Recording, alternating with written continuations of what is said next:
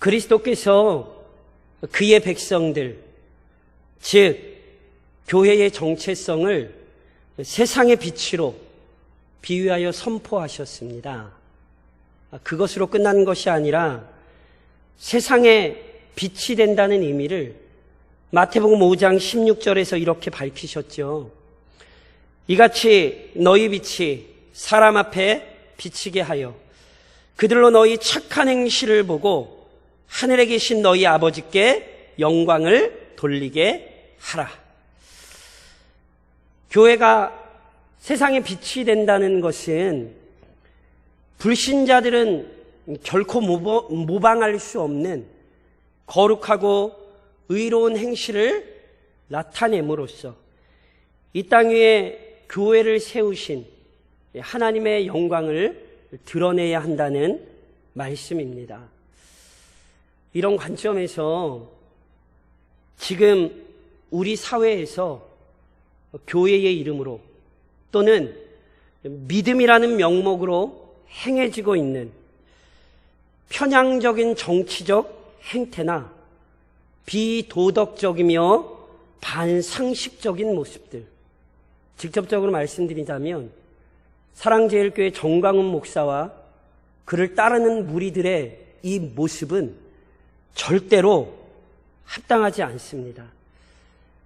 제가 예전에도 이미 말씀드린 적이 있지만 2019년 8월, 그러니까 작년에 대한예수교 장로회 백석 대신은 교단 헌법에 따라 전명훈 목사를 제명했습니다. 한기총 역시 그 신학의 잘못과 여러 가지 문제들로 인해 우리 교단을 포함한 건전한 교단들은 이미 탈퇴를 한 지 오래이고 우리 교단을 중심으로 한교총, 한국교회 총연합회를 다시 세웠습니다. 그러니 그들과 우리가 같다는 오해는 하시면 안 됩니다. 특별히 이번 사태가 커져서 우리 교단의 경우 이번 총회 때에 전명훈 목사를 이단으로 규정하는 헌의가 올라가 있고 다른 교단들 역시 이러한 작업을 지금 진행 중에 있습니다.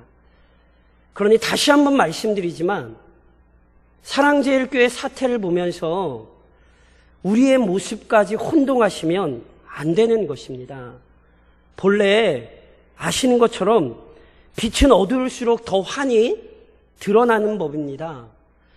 그러니 코로나19로 인해 혼란스러운 현실은 교회가 빛으로서의 정체성을 드러내며 소금으로서의 사명을 더욱 충실히 감당해야 하고 감당할 수 있는 중요한 시기입니다. 그럼에도 오히려 교회가 국가 안전을 위협하는 세력으로 비치게 된 것이 참으로 안타깝습니다. 교회가 시민들의 건강을 해치는 무리들로 오해되는 것이 너무너무 가슴 아픕니다. 그러니 잘못된 오해로 교회를 판단하시는 일도 없어야 되고 잘못된 무리들의 행태에 건전한 그리스도인들이 따라가는 일도 없어야 합니다. 다행인 것은 여전히 이 땅에는 구별된 삶에 힘쓰는 교회와 그리스도인들이 존재합니다. 순결한 복음의 진리를 붙들고 그 말씀대로 살기 위해 헌신하는 교회와 그리스도인들이 여전히 한국 사회에 넓게 퍼져 있습니다. 나라와 민족을 위해 기도할 뿐 아니라 이 코로나19 사태를 함께 극복하기 위해 정부의 방역 지침에 따라 신실히 신앙을 지키는 교회와 믿음의 성도들 여전히 많이 있습니다. 그런즉 참된 교회 신실한 그리스도인들이 이 위기 속에 더욱 힘을 내야 합니다. 성경이 가르치는 진정한 믿음의 삶을 세상 앞에 보여주어야 합니다. 야고보서는 바로 이처럼 실천적인 믿음, 행동하는 믿음을 강조한 서신이죠. 야고보서의 표현처럼 행함이 없는 믿음이라면 결코 참된 믿음이라 할 수 없습니다. 다시 말해 믿음을 소유한 자들은 믿음이 없는 자들처럼 생각하거나 행동해서는 안 됩니다. 이런 의미에서 본문은 그리스도인들마저 때로 물들 수 있는 불신앙적인 형태를 경계합니다. 사랑하는 교회여, 기억하십시오. 믿음의 사람들은 허탄한 자랑 또는 악한 자랑을 피해야 합니다. 본문에서 야고보가 너희라 지목하는 자들이 있습니다. 본문이 이렇게 시작됐잖아요. 들으라, 너희 중에 말하기를, 너희 중에 말하기를. 이 너희가 누구인지에 대해 의견이 좀 분분합니다.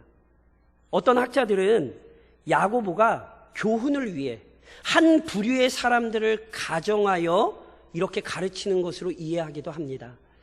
그런데 이거보다 타당한 견해는요, 교회 안에 잘못된 행태를 따르던 자들로 이해하는 것이 적절해 보입니다. 실제로 야고보서는 교회 안에서 잘못된 믿음의 행실을 드러내던 자들을 경계하고 책망하고 있지 않습니까? 그러니 저랑 오늘 읽으신 본문에 나온 이런 생각과 행태를 취하는 자들이 있어요. 믿음의 본질을 혼동하여 부당하게 생각하거나 행동하는 이들이 있어요. 이들에게 지금 경고하는 거예요. 어떻게 해요? 들으라, 너희 중에 말하기를 오늘이나 내일이나 우리가 어떤 도시에 가서 거기서 1년을 머물며 장사하여 이익을 보리라 하는 자들아.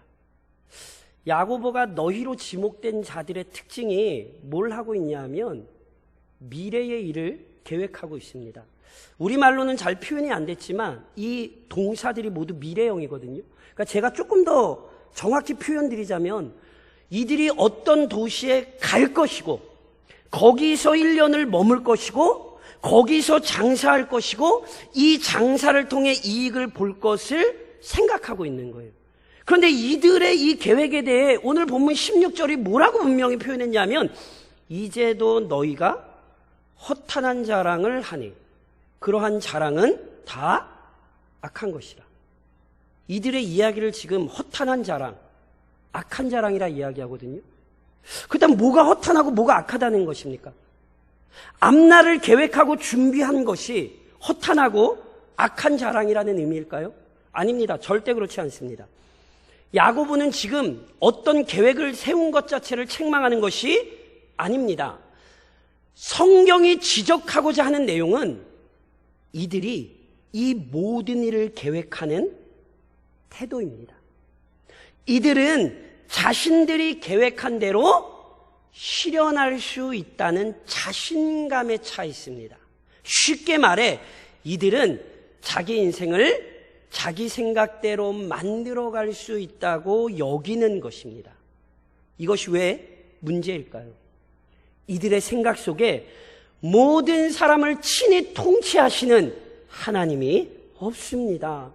하나님께서 모든 인생과 세상을 다스리신다는 신앙적 이해가 없다는 것입니다. 그래서 자기 마음대로 자기 인생을 살 수 있다고 생각하고 자기 계획을 자랑합니다. 하나님 없이 살 수 있다는 이 교만한 태도, 이것이 허탄한 자랑이며 악한 자랑이라 책망한 것입니다. 게다가 이들은 하나님만 모르는 것이 아닙니다. 이들이 모르는 것이 또 있지요. 14절에 이렇게 기록됐잖아요. 내일을 너희가 알지 못하는도다. 너희 생명이 무엇이냐? 너희는 잠깐 보이다가 없어지는 안개니라. 인간은 내일을 알지 못합니다. 이것은요, 단순히 앞날의 일을 알지 못한다. 인간이 미래를 예측하지 못한다. 단순히 이런 의미가 아닙니다. 이 말은 결국 개인의 삶이나 인류의 역사가 사람 손에 달려있지 않다는 의미입니다. 그래서 내일을 모른다 이야기하는 것입니다. 개인과 인류의 역사가 사람의 계획대로, 사람의 소원대로 움직여지지 않습니다. 오히려 인간이 무엇과 같습니까? 잠깐 보이다가 없어지는 안개와 같습니다. 여기에는 크게 두 가지 의미가 있습니다. 우선 사람이 영원하지 않다는 것입니다. 우리는 모두 이 땅에서의 삶을 마치는 순간이 있습니다. 그 순간이 언제 찾아올지도 모르고 오늘을 우리는 살고 있지요. 계획한다고 계획 이룰 수 있습니까? 그 계획을 이룰 수 없을지 모릅니다. 왜요? 그때까지 살지 못할 수 있기 때문이죠. 인간이 이처럼 영원하지 않다는 사실을 잊으시면 안 됩니다. 또 하나, 인간이 잠깐 보이다 없어지는 안개와 같다는 것은 인간의 능력이 제한적이라는 의미입니다. 햇빛이 쬐이면 안개가 아무리 짙어도 그 능력 발휘하지 못하고 다 사라지게 되어 있습니다.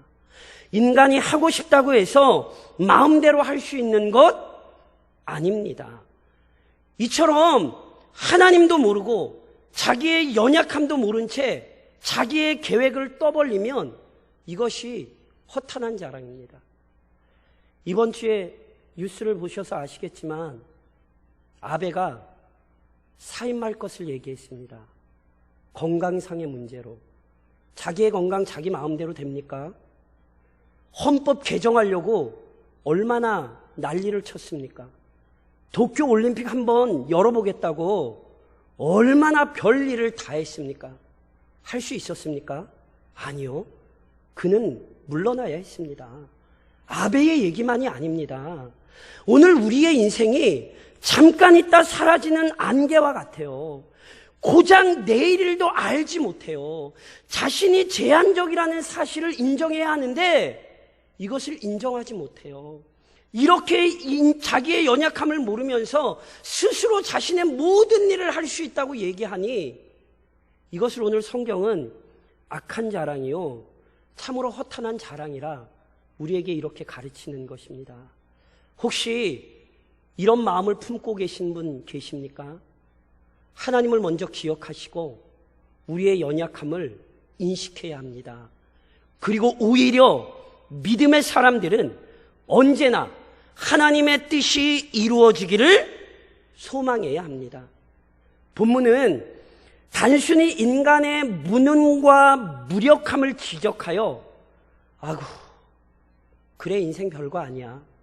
단순히 이렇게 탄식하려는 것 아닙니다. 본문의 강조점은 자신의 연약함을 인정할 때 나오는 진실한 믿음의 태도에 있습니다. 오늘 15절에 그래서 야고보가 이렇게 얘기했죠. 너희가 도리어 말하기를 우리가 말해야 합니다. 주의 뜻이면 우리가 살기도 하고 이것이나 저것을 하리라 할 것이거늘. 앞서 설명드렸듯이 자기 자신의 계획을 믿거나 자기의 능력을 의지하는 것은 어리석습니다. 반면 이렇게 얘기해야 합니다. 주의 뜻이면 무슨 뜻입니까? 하나님의 뜻이 먼저입니다. 나의 뜻보다 우리의 뜻보다 중요한 하나님의 뜻이 있습니다. 하나님께서는 우리 개개인 더 나아가 인류 역사와 무관하게 존재하시는 분이 아닙니다. 하나님께서는 우리 개개인의 삶과 인류 역사 안에서 일하십니다. 시편 103편에 그래서 시편 기자는 이렇게 노래합니다. 여호와께서 그의 보좌를 하늘에 세우시고 그의 왕권으로 만유를 다스리시도다. 오늘 이 시편 기자의 찬양과 고백이 우리의 고백이어야 합니다. 우리가 온전히 깨닫거나 이해하지 못하는 것이지 언제나 각 개인과 인류의 역사 속에 주권자이신 하나님의 계획과 뜻이 이루어졌고 지금도 이루어지고 있으며 이루어질 것입니다. 반대로 말하면 사람이 아무리 좋은 계획, 아무리 큰 뜻을 품어도 그리고 그 뜻을 이루기 위해 힘을 다해도 그것이 하나님의 뜻에 부합하지 않으면 이루어질 수 없습니다. 예를 들어 드릴까요? 다윗이 성전을 짓고자 하는 마음을 품었습니다. 너무너무 선하고 아름다운 뜻이었습니다. 그래서 다윗이 이 뜻을 하나님의 선지자 나단에게 얘기했거든요. 그때 나단도 이 이야기 듣자마자 어떻게 반응한 줄 아십니까? 사무엘 하 7장에 이렇게 기록되죠. 나단이 왕께 아뢰되 여호와께서 왕과 함께 계시니 마음에 있는 모든 것을 행하소서 하니라. 나단도 듣자마자요, 이 뜻이 너무너무 좋은 뜻이니까, 하나님께서 왕과 함께 하고 계시니까 이 뜻 반드시 성취될 것입니다, 속히 하십시오. 나단도 그렇게 얘기했어요. 하지만 아시죠? 하나님께서 그 밤에 이 일을 막으셨어요. 왜요?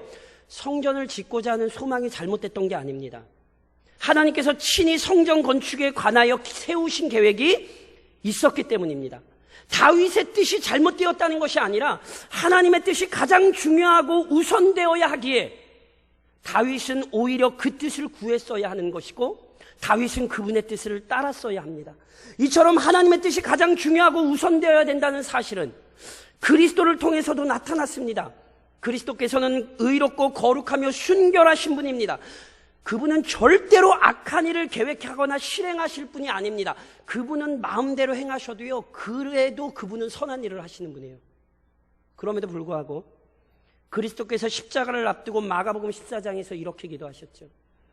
이르시되 아빠 아버지여, 아버지께는 모든 것이 가능하오니 이 잔을 내게서 옮기시옵소서. 그러나 나의 원대로 마시옵고 아버지의 원대로 하옵소서 하시고, 그리스도께 중요한 것은 자기 생각이 아니라 아버지의 뜻이었습니다. 그래서 자신이 고통에서 벗어나는 것을 요구하지 않으시고 오직 하나님의 뜻이 성취되는 것을 간구하셨습니다. 야고보 역시 본문에서 이 사실을 가르칩니다. 주의 뜻이면 우리가 살기도 하고 이것이나 저것을 한다는 것은 하나님의 뜻이 가장 중요한 것이요, 그 뜻이 반드시 성취될 것이기에 그 뜻에 순종하여 살고 그 뜻을 이루기 위해 살기 원한다는 고백입니다. 성도 여러분, 명심하십시오. 주의 뜻이면 아무리 연약한 자들을 통해서도 그 뜻은 성취됩니다. 하지만 주의 뜻이 아니면 아무리 대단한 힘과 권력을 가진 자가 나서도 이루지 못합니다. 이런 의미에서 이번 주에 문재인 대통령의 이야기에는 우리의 마음을 좀 무겁게 하는 이야기가 있습니다. 아시는 것처럼 지난 27일 청와대에서 한국 개신교 지도자들과 간담했죠. 그러면서 문재인 대통령이 이런 이야기를 했어요. 바이러스는 종교나 신앙을 가리지 않는다고요. 맞습니다. 바이러스는 종교나 신앙을 가리지 않습니다. 그거 틀리지 않았습니다. 그러나 놓친 것이 있습니다. 대통령이 이렇게 이야기했죠. 예배나 기도가 마음의 평화를 줄 수는 있겠지만 바이러스로부터 지켜주지는 못한다고. 대통령의 믿음 없음을 우리는 긍휼히 여겨야 합니다. 예배는 마음의 평화만 주는 종교가 아닙니다. 우리가 예배 때 찬양하는 거룩하신 하나님, 유일하신 하나님은 이 역사 속에 개입하셔서 바이러스를 다스리실 수 있는 분입니다. 그는 교회 안에 갇혀 계신 분이 아니라 이 땅을 창조하셨고 이 세상 속에 지금도 역사하시는 분입니다. 그래서 우리에겐 소망이 있습니다. 왜냐하면 바로를 사용하셨던 하나님께서는 믿음 없는 문재인 대통령과 이 나라의 위정자들도 사용하실 수 있기 때문입니다. 그러니 성도 여러분, 오히려 우리는 기도해야 합니다. 주의 뜻이면 하나님 이 정부를 온전한 길로 인도하실 수 있고 이 바이러스와의 싸움을 잘 이겨나가게 하실 수 있으니 하나님 대통령과 이 정부의 방역당국에 은혜를 주십시오. 실은 우리는 더 이렇게 기도해야 하는 것입니다. 그리스도께서 가르치셨던 대로 먼저 그의 나라와 그의 의를 구하십시오. 내 생각이 아닌 그분의 뜻에 순종하고 그 뜻을 이루기 위해 살아가는 자가 복되다는 사실을 명심하십시오. 그리하여 사랑하는 성도 여러분, 이 사실을 근거로 하여 오늘을 주신 하나님께 감사할 뿐 아니라 더 크고 놀라운 은혜를 구하십시오. 본문은 아주 분명히 가르칩니다. 주의 뜻이면 우리가 살기도 하고, 우리의 생명이 누구의 것입니까? 하나님의 것입니다. 본래 그리스도인들은 인류가 가장 무서워하는 죽음마저 두려워하지 않는 사람들입니다. 왜요? 죽음 이후에 우리를 위한 영원한 나라가 준비되어 있기 때문입니다. 우리는 그 사실을 압니다. 하지만 이 사실 때문에 오늘의 삶, 지금 우리가 누리는 생명을 경홀히 여기지 않습니다. 왜요? 우리의 생명을 하나님께서 주관하시기 때문이에요.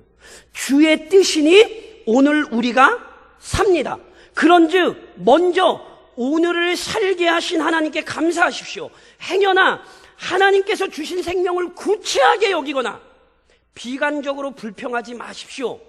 또한 일부 잘못된 행태를 보이는 자들처럼 생명을 위협하는 일을 행하지 마십시오. 우리는 바이러스가 안 괴롭혀요. 굉장히 교만한 얘기로 행동했지요. 그렇게 행동하시면 안 돼요. 하나님께서 주신 내 생명이 소중하고 다른 사람들의 생명이 소중하니 우리의 건강을 잘 지키도록 수고해야 합니다. 이것이 하나님께서 오늘 우리에게 주신 생명이라는 사실을 아는 자들의 삶이에요. 더 나아가 생명을 주신 하나님께 이 생명을 누릴 수 있는 은혜 역시 구하십시오. 주의 뜻이면 위험하고 혼란스러운 이 땅에서도 우리는 오늘 평안을 누리며 살 수 있습니다. 즉 생명을 허락하신 하나님께서 그 생명을 누릴 수 있도록 도우시고 인도하십니다. 그런즉 때를 따라 돕는 은혜를 구하십시오. 이번 한 주간도 주의 뜻이면 우리가 이 땅에서 살 수 있음을 믿으며 그 은혜를 구하십시오. 동시에 하나님의 지혜와 능력을 구하며 맡겨진 일에 충성하십시오. 어리석은 사람 또는 불신자의 가장 중요한 특징은 하나님을 부인하는 것입니다. 그래서 자신의 계획과 능력을 믿고 살아가는 거죠. 하지만 참된 그리스도인들은 하나님을 인정합니다. 그분의 능력을 의지합니다. 그런데 하나님을 믿고 그분의 능력을 의지한다는 것은 아무 계획이나 아무 준비 없이 어떤 수고도 없이 살아간다는 의미는 아닙니다. 요셉을 기억하십니까? 요셉은 아무도 풀 수 없었던 바로의 꿈을 해몽했습니다. 그 꿈의 내용은 하나님께서 곧 세상 속에 시행하실 일이었죠.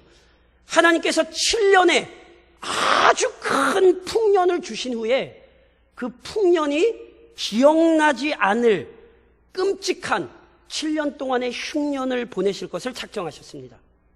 세상의 역사가 하나님의 작정 안에서 이루어진다는 사실을 이 꿈으로 바로에게 알리셨죠.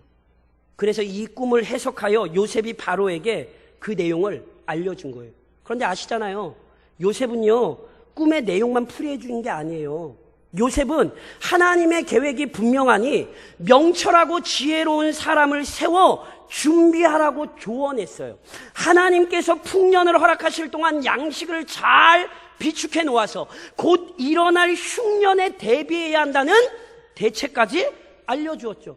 그러니까 이 얘기를 듣고는요, 바로와 애굽의 신하들이 난리가 났잖아요. 야, 너처럼 하나님의 영에 감동된 사람 어디냐? 야, 너 총리해. 그래서 요셉이 애굽의 총리가 되는 거잖아요. 그럼 요셉이 애굽의 총리가 되고 나서 어떻게 했습니까? 본문 말씀처럼 주의 뜻이면 이것이나 저것이나 하리라. 요셉은 권력에 도취되어 탐욕을 부리며 살지 않았어요. 요셉은 하나님의 뜻을 알았기에 하나님 뜻대로 맡겨진 사명을 충실히 감당했죠. 이로써 수많은 애굽 사람과 이방인을 살렸습니다. 무엇보다 야곱과 그의 가족들, 즉 자기 백성을 살리는 위대한 하나님의 지도자가 되었잖아요. 하나님의 계획도 알고 하나님의 능력도 아는 자로서 그는 그 사명을 감당했죠. 성도 여러분, 우리는 내일을 알지 못합니다. 그러나 언젠가 우리 모두 그리스도 앞에 설 것을 압니다. 그리고 그날까지 그가 우리의 생명을 지키시고 우리에게 필요한 것들을 주실 것을 우리는 분명히 압니다. 그렇다면 어떻게 사셔야 하겠습니까? 주의 뜻이면 이것이나 저것을 해야 합니다. 오늘 우리에게 살리신 이유를 알고 하나님의 영광을 위해 살아야 합니다. 그래서 그리스도인들은 하루도 헛되게 살 수 없는 것입니다. 행여 내가 할 일이 없다고 말씀하지 마십시오. 우리의 가장 고귀한 사명은 기도입니다. 하나님께서 이 땅을 위해 기도하라고 우리를 부르셨고 교회를 세우셨습니다. 오늘도 살게 하십니다. 그러하니 주의 뜻이면 이렇게 말하십시오. 주의 뜻이 가장 중요하고 주의 뜻이 이루어질 것이라고 선포하십시오. 무엇보다 그 주의 뜻이 우리를 통해 이루어진다는 사실을 확신하시고 이번 한 주간도 각자에게 맡겨진 사명의 자리에서 충실히 그 사명을 수행하는 주의 백성들, 교회가 될 수 있기를 우리를 이 땅에 보내신 주님의 이름으로 권면드립니다.